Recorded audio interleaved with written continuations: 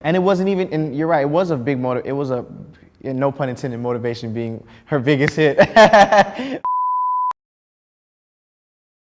All right, let's start with the introduction. You know, hi, my name is, and kind of what you do.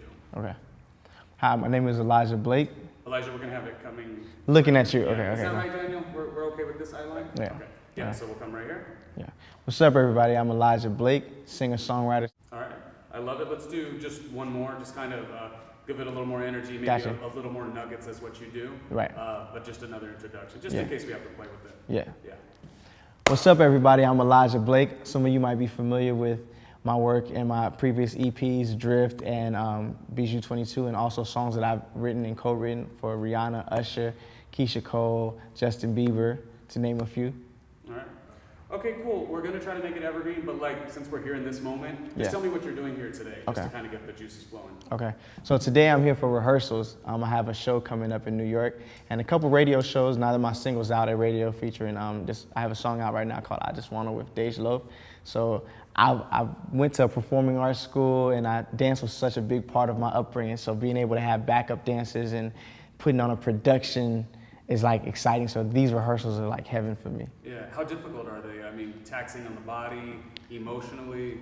Very, I'm a perfectionist. So if I don't get it right the first time, for me, I'm already like devastated. But it's so crazy how it works. I went to performing arts high school, and one of the people I met throughout that experience is actually one of my good friends. He also choreographs for Beyonce now.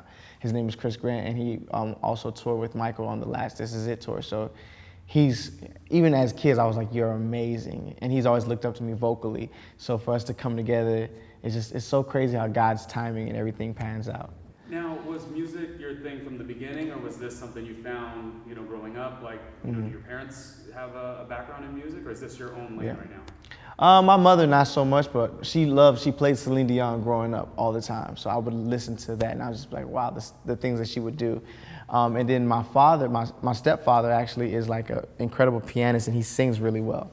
So he influenced me a lot, and once he saw I was serious he never wanted to force it on me. He kind of like downplayed his ability to do music and his history in it. So once he realized I was serious and I wanted to be a musician, he came out full throttle, almost like a Joe Jackson, Matthew Knowles, like super strict, like to the point where I'm like, I don't like you so much today. You know what I mean? So, and it paid off because now, you know, the kind of joke now when I would do writing sessions and write for other people, it's like it's like you write in your sleep.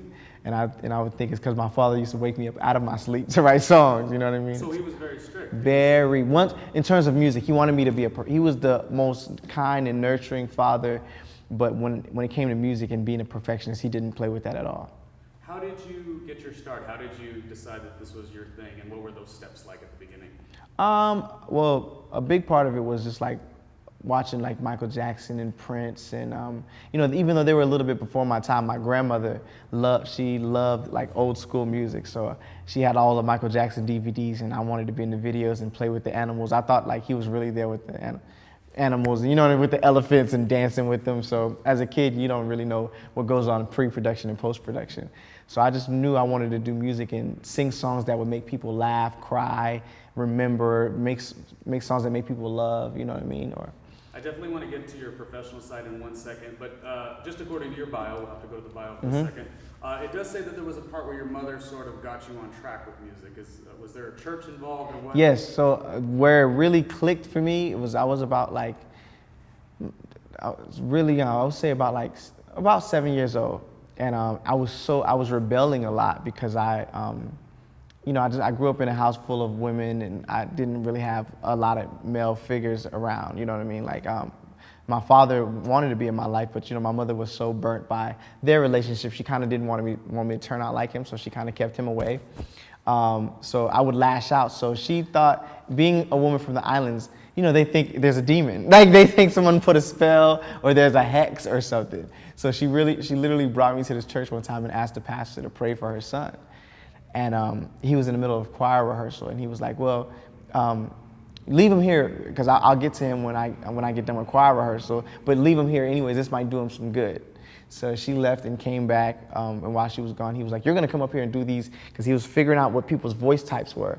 So you know, like when they go on the scale, like, ah, and find out how many octaves you have. So he called me, he's like, you're gonna come up here too. If you're gonna be up in here fighting in school, so you need to come up here too. So he kept going up the scale on the piano, and like he'll go to the first octave, second octave, third octave, fourth octave, and he's like, wait a minute, like, he's like, I don't believe anything is by chance. You were meant to come here today. Yeah. And he was like, your voice is special, and I'm going to do something with you. And just even in that first interaction, so much of me changed because that was the first time someone other than my mother told me I was special.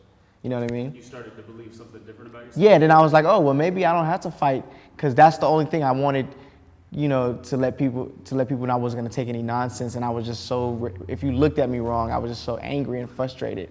So when someone told me I was special, I was like, what's this emotion? Like, I'm good for something other than causing trouble? Right. You know what I mean? So, yeah. Which is incredible, because now you're all like super like cheerful. So Thank God you found it, right? Thank God I found it. Yeah, it's either one, you know, I'm a Gemini, so there's 6 of me. So it's one extreme or the next. I want you to kind of talk to us about your start in music in the sense of, was it all more the songwriting side first, or was it you trying to be an artist first? Or does it kind of go hand in hand? I think it goes hand in hand, but for sure, I didn't understand. Just give us like a complete sentence. Okay, like, cool. I think songwriting and you know, aspiring to be an artist is, I do believe that songwriting and being an artist and artistry goes in the same place in life, I feel. But I definitely wanted to be an artist first. I didn't understand songwriting. I didn't understand how you could monetize, how many times a song was played on the radio to pay out. Like, that just didn't make any sense to me. And I didn't even care, honestly. I just wanted to sing songs and touch people's lives. But when I realized that songwriting was going to play an intricate part in my career was when I realized I didn't want to be an industry puppet.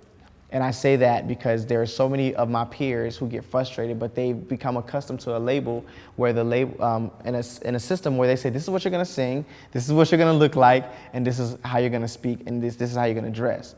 And I did one bad development deal when I was a child, like when I was like about 14, 15, and I was like, oh, this is not what I signed up for. You know, I grew up on Marvin Gaye, Stevie Wonder, Donny Hathaway, people who told stories. And I always wanted to be a storyteller. I decided at a young age I didn't want to sing about sex the rest of my life. You know what I mean? I think that's natural human instinct. You know what I mean?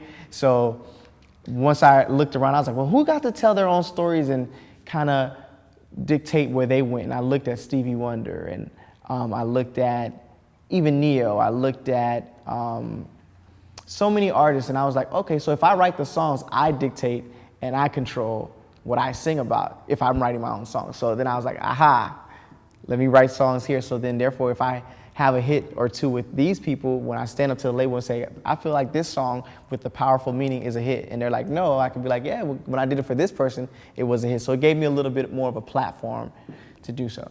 Even just being in that platform and working with these other artists, what was that like as far as like you kind of, I don't want to say you were on the back burner, but you were behind the scenes. Yeah. Was there like moments of just kind of continuing to learn from those artists, and then you kind of waited for your time to shine? Yeah. Did you feel that at all? Or? Definitely. While working with other artists, like sometimes I think they felt it more. A lot of times they would pull me aside and be like, so explain to me why you don't have a deal yet? Like even with Kelly Rowland, like when I work with her, and you know, she's a part of Destiny's Child, one of the best-selling groups, if not the best-selling female group of all time.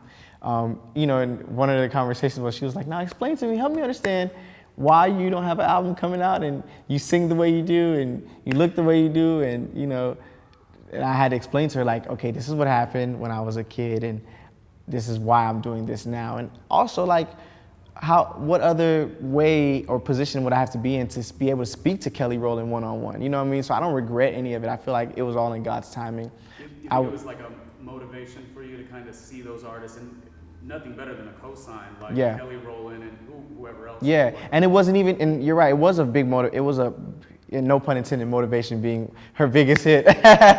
But for, you know, to have Kelly Rowland, someone I idolize, and to have somebody like Usher, and to have somebody like Trey Songz be like, oh man, like your voice is incredible, or I see it like, or you know, one time Usher said like, you should dance more, like you have an ability to dance, like don't sleep on that, like share that with the world, that's a part of your artistry. You know what I mean? Like he would call and text and check on me like a brother would, and I was just like, at one point it hit me, I was like, wow, like I'm getting advice from like one of the greatest people to ever do it, you know what I mean?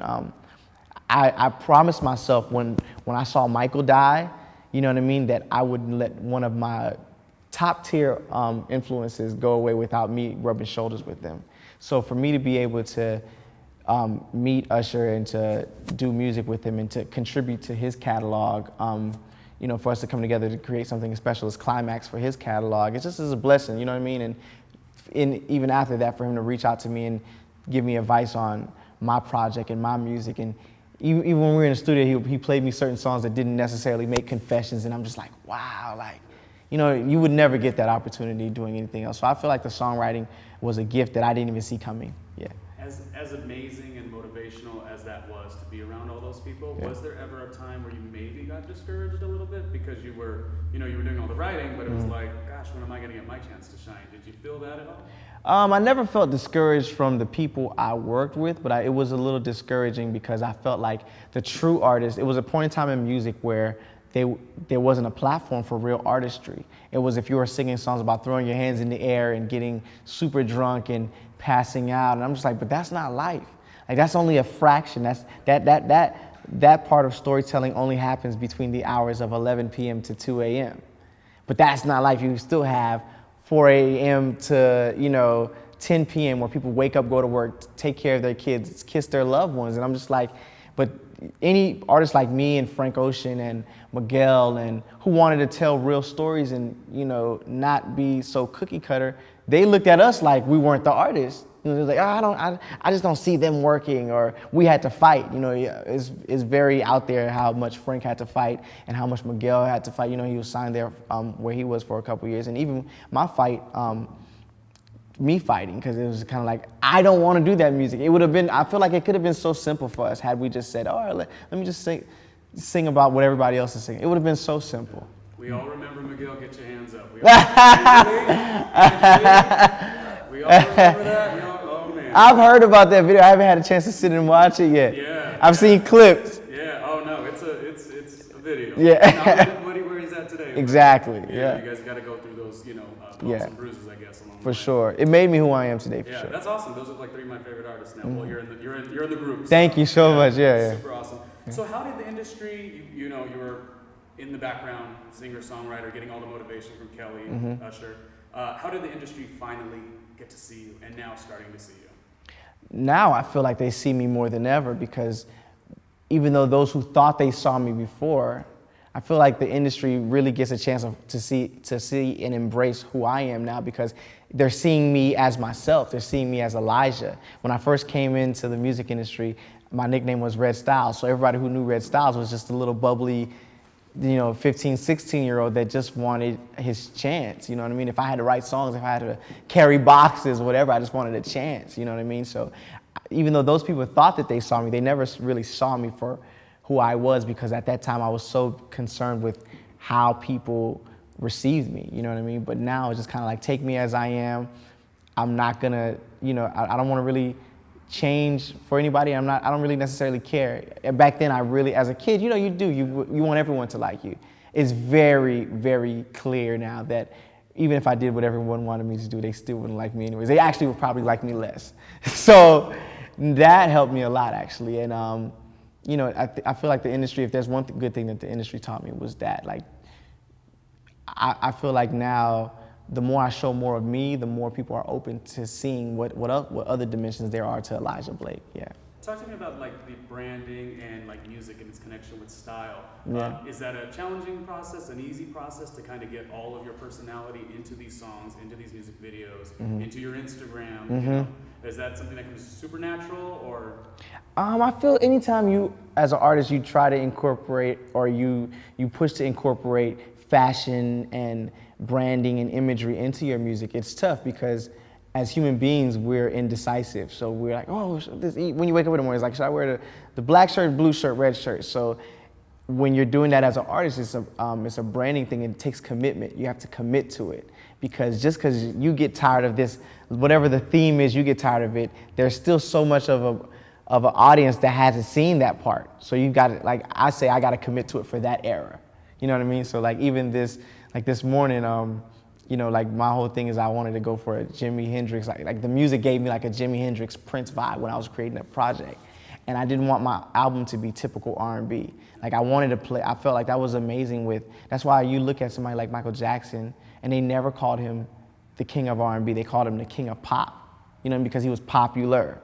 And I just didn't want my music to be limited to an R&B audience, even though that's my roots came from there. Like I played with rock elements, so I'm doing like this Jimi Hendrix. I love the bandana and, you know, the scarf or whatever. So, but this morning I woke up and I knew I was coming to see you guys. I was like, I don't want to wear a scarf today. I just got my hair washed and stuff. I just washed my hair. I got my hair cut. Like, I don't want to wear the scarf.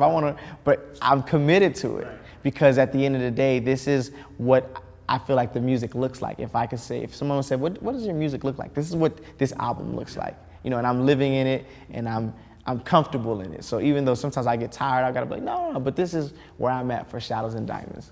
Because you want your fans to touch, taste, and really exactly, to feel it, to become a part of it, to live it and breathe it like I did. Tell us a little bit about your connection with No ID, just having that as a mentor, and even let us know what his role is in your project. His role in my project if you can use those. Yeah. So in terms of No ID, his role in my project is basically everything. Like, he does not, like, anytime you think he's not watching, he's watching. He's like, they call him, yeah, he's here somewhere now. He's probably like, it's probably taped or tapped or somewhere.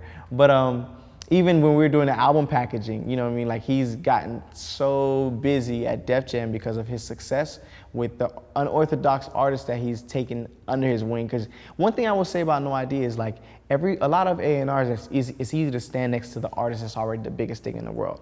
But if you stand next to Jay-Z or you stand next to Beyonce, you're not gonna get credit for breaking them. They're already Jay-Z or Beyonce. No ID's always said, like, I wanna contribute new, young energy to this company and what the future is for Def Jam. So he's taken, like, me, Janae Aiko, Vince Staples, and people that, you know, while everybody else was running over there with the artist that's already sold platinum, he was trying to make the next platinum artist. So I feel like with him, I've got my very own Quincy Jones, you know what I mean? Like, he's so involved in terms of the music. Anytime I've wanted to release music for free, he's like, hold on to that one, release this other song, save this one for the album. This is the story. Don't change the album track list. Or even if it's a song he didn't necessarily produce, he wasn't afraid to call up the other producer, no matter how big and, you know, how respected they were, and just be like, hey man, like, by the way, I really respect you, but can you change this snare or change this drum to match the overall sonics of the rest of the album? He was super involved. And a funny story that just happened recently, we're doing an album packaging, so I'm thinking he's super busy,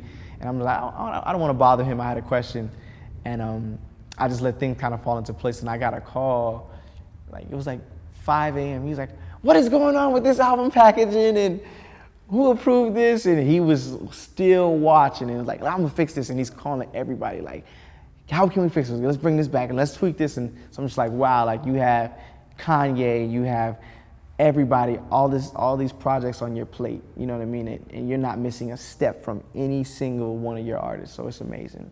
Just so we could get it worded cleanly, can you just kind of tell the American Latino audience who No ID's worked with in the past? Just kind of give us that bullet. For those who are not familiar with No ID, I mean, the list is just a list of legendary names that he's taken from. What I will credit him for is being the first. You know, it's easy to come next to Kanye and say, oh, yeah, I work with Kanye West, but he was a part of Kanye before the world knew Kanye. You know, and Kanye will say that in his songs, and it's no secret. And even Common, you know what I mean? He was with Common from the beginning. These are artists that have changed music, you know what I mean? You know, his affiliation in songs that he's done for Jay-Z, you know, Death of Auto-Tune. And so I feel like for No ID, like, he epitomizes, like, the word living legend, especially musically. My last question on him, do you know why he chose you? Do you ever just look back and, how did that happen? I remember one thing he said to me, because I was gonna sign with another label. When I met No ID, the way everything lined up, my deal was basically done somewhere else, and he said, you can go over there, and he's like, and I feel like you're a star, so you're gonna be a star regardless. He was like, but your music is special. And if you're gonna make special music, you need somebody who's special, you need special guidance, and somebody who has patience for you. You know what I mean? Because at that time, no one had patience for the artist that's gonna be around for 10 years from now. They want what's hot right now, and if it doesn't happen right now, you're on the back burner. And with No ID, he meant every word he said. Like, the journey wasn't easy. He's like, it's not gonna be easy. It's not gonna happen overnight. But if you trust me and I'm gonna trust you, we're gonna make this happen. There's no way, there's no excuses, no other options. So that's what happened is, you know, we were at Def Jam, and the first couple months or a year or so was basically development. And I was looking around at the other labels, the other artists, and like, that should be me, and my music, my album's ready. And, you know, he's kind of like, be patient, be patient. So now everything's kind of just falling into place. So that's, I give that, you know, I give him a lot of credit for his foresight, you know what I mean? He taught you a lot about patience. A lot. That's something I have very little of. Yeah. And he has a lot, actually, especially to deal with artists like me. So I'm like, if I'm this impatient and I'm calling you and I'm upset about these things, and you're dealing with all these other artists at the label and this whole roster that depends on you for their success, I can imagine how many of these calls. And he didn't sound frustrated. He sat there and talked to me for hours, you know what I mean? Even when I was tired of hearing myself, he listened to me.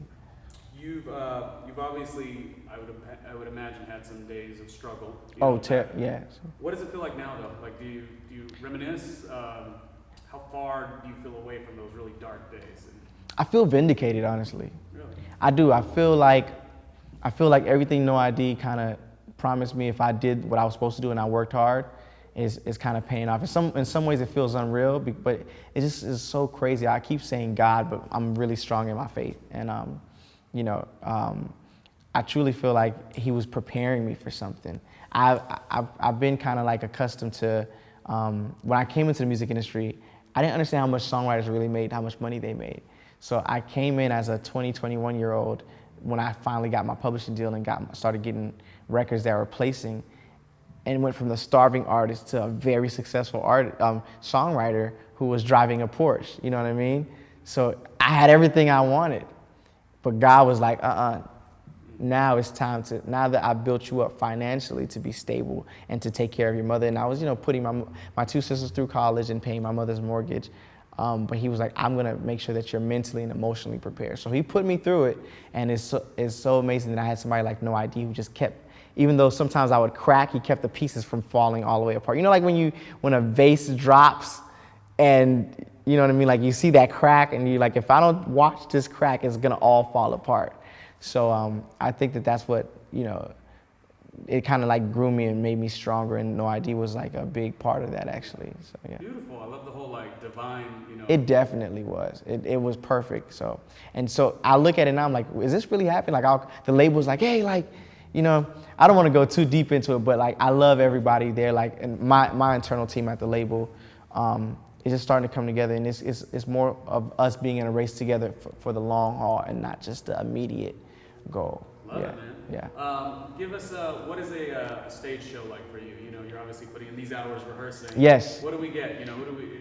Dancing, choreography. I'm from the church, so you know, vocal acrobatics. Like I grew up on Mariah Carey, Whitney Houston, and like I said, Donny Hathaway. So I love runs, and so vocal acrobatics, high notes, high energy, adrenaline performances. I'm gonna be bouncing off one side of the stage to the next, and yeah.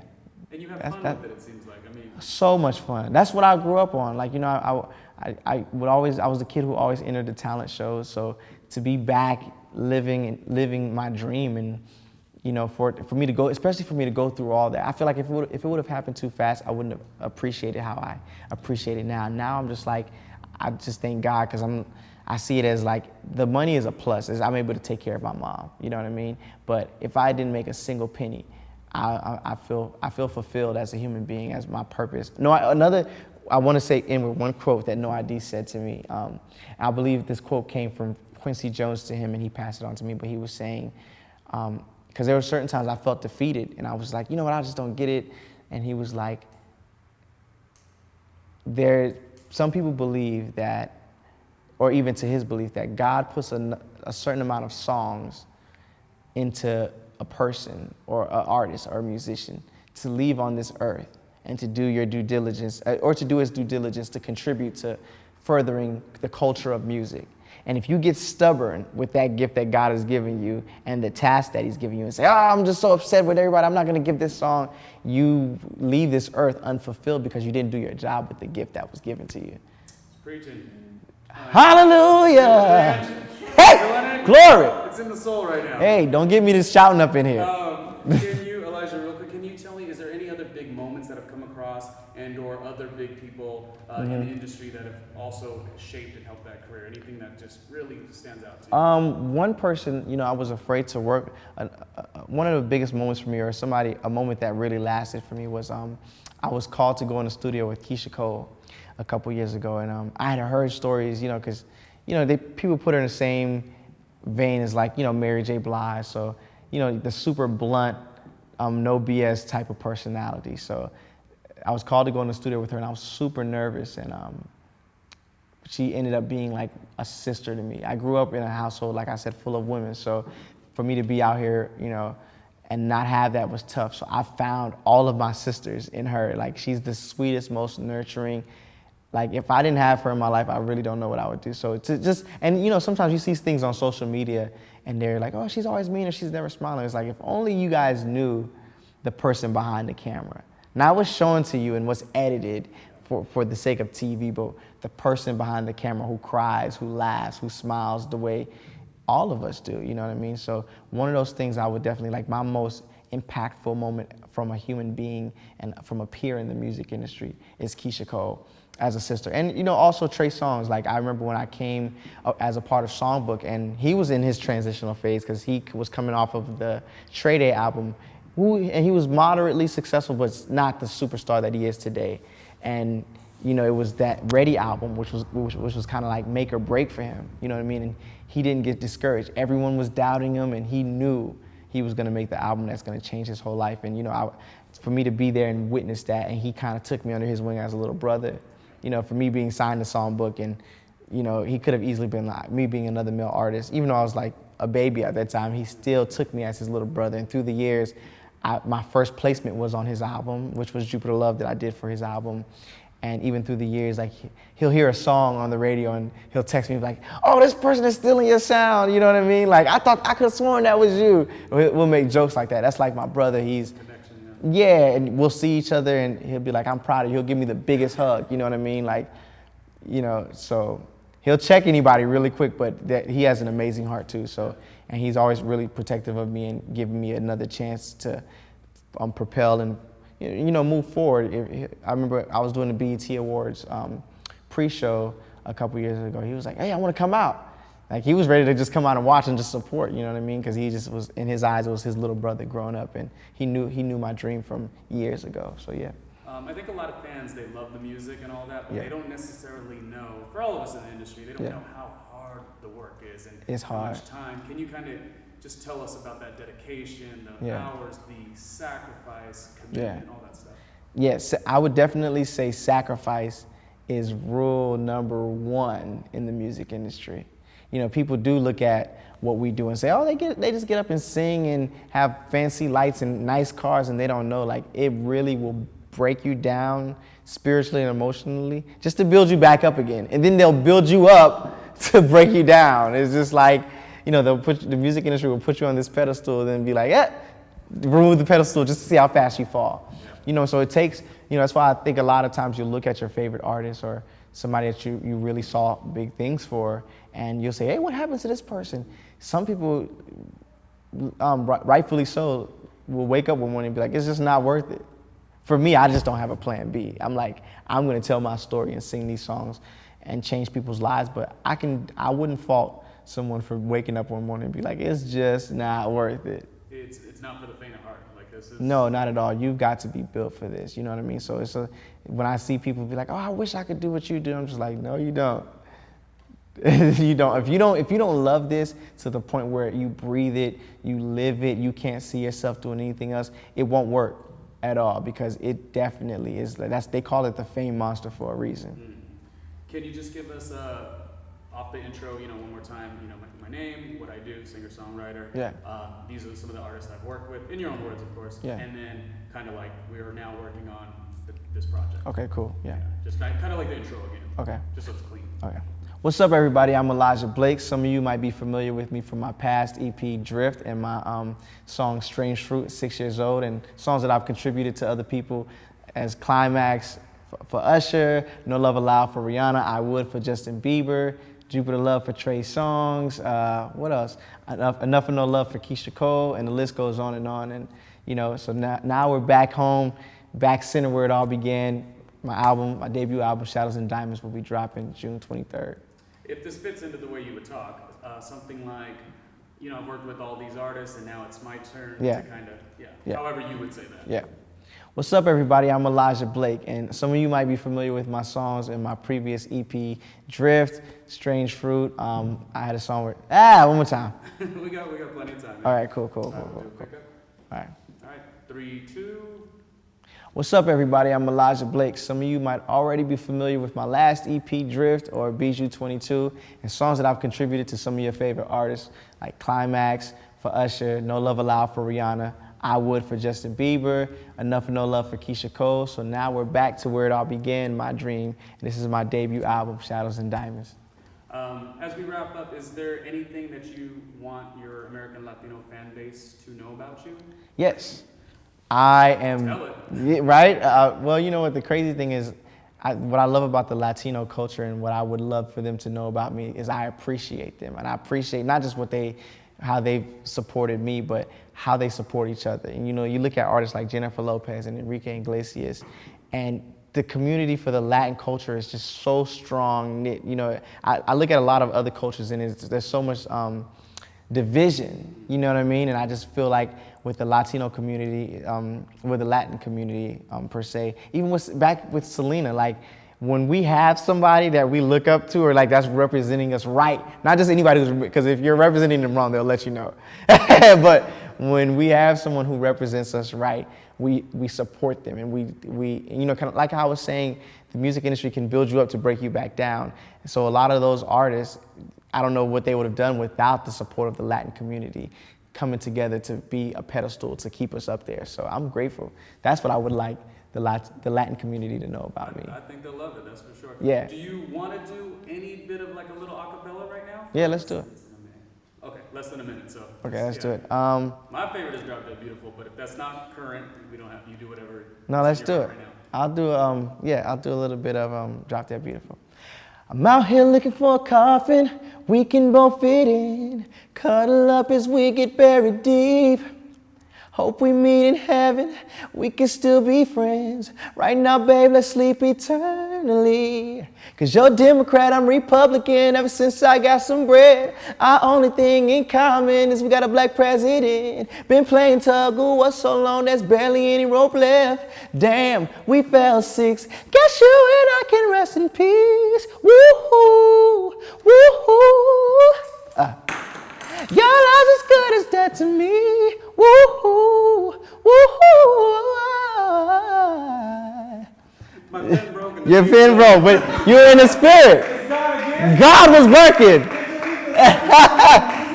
Thank you so much. Thank you, man. This was fun. You're an interview. Oh, I appreciate it. I learned with my colleague Angelique. So Great. I thought that was good. Yeah, my pen broke in the middle of that. In the middle of the song. Because and you saw me getting into the song, right? The high note made the pin go flying. Done. Music moves people.